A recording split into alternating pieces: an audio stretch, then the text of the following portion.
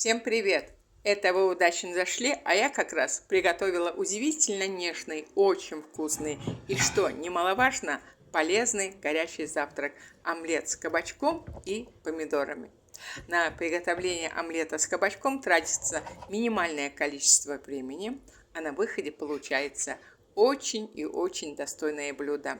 А его яркий вид делает омлет с кабачком и помидорами привлекательным для детей. Кому интересно, оставайтесь со мной и давайте пройдемся пошагово рецептом достаточно бюджетного, но весьма питательного, очень вкусного и бесспорно полезного горячего завтрака – омлета с кабачком и помидорами вместе.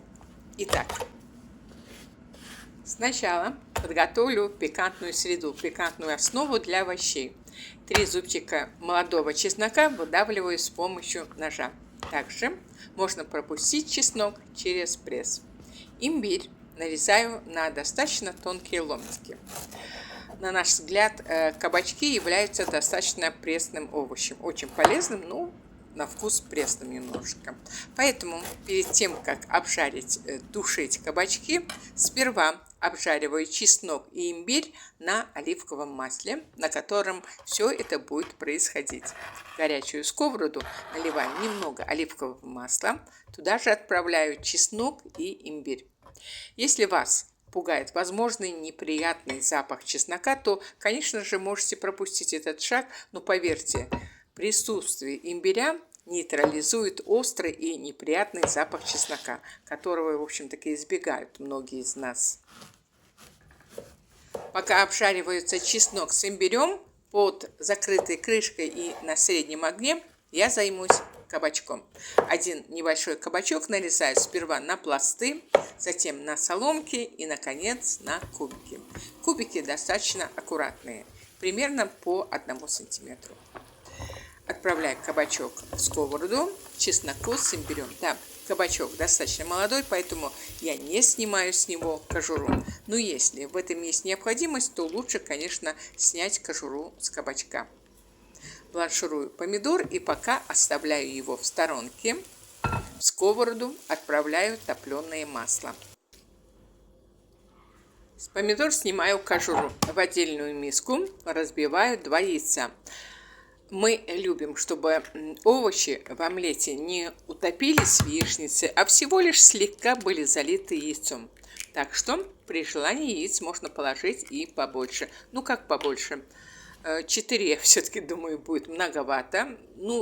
3 яйца еще куда ни шло. Сюда же отправляю соль, перец, мускатный орех, пару столовой ложки молока и взбиваю яйцо. Сегодняшний помидор достаточно крупный, поэтому я нарезаю его на тонкие ломтики. Если положить в этот омлет 2 или 3 средних или маленьких помидора, то вполне можно нарезать помидоры на округляшки, на шайбочки. Тоже очень красиво будет смотреться в омлете. К этому моменту кабачки обжарились до нежно-золотистой корочки. Снимаю со сковородки чеснок с имбирем. В принципе, они уже сделали свое дело, и их можно оставить в сковородке или выбросить. Я обычно перекладываю в свою тарелку. Заливаю кабачки яично-молочной смесью, сверху раскладываю долькой помидор. При желании, конечно же, можете сперва немного потушить помидоры с кабачками, а затем залить все яичной смесью. Но поверьте, за время, пока яично-молочная смесь ухватится на медленном огне, помидоры тоже успеют свариться. За это время я нарезала зелень. Из зелени у меня сегодня несколько стебельков укропа, петрушки и зеленого лука. Сюда же отлично вписываются сельдерей, кинза и кирсалат. Я обычно, честно говоря, пляшу из того, что есть в холодильнике. Ну что, насыпаю сюда зелень и вуаля! Весьма питательный, безумно вкусный и очень полезный горячий завтрак омлет с кабачком и помидором готов.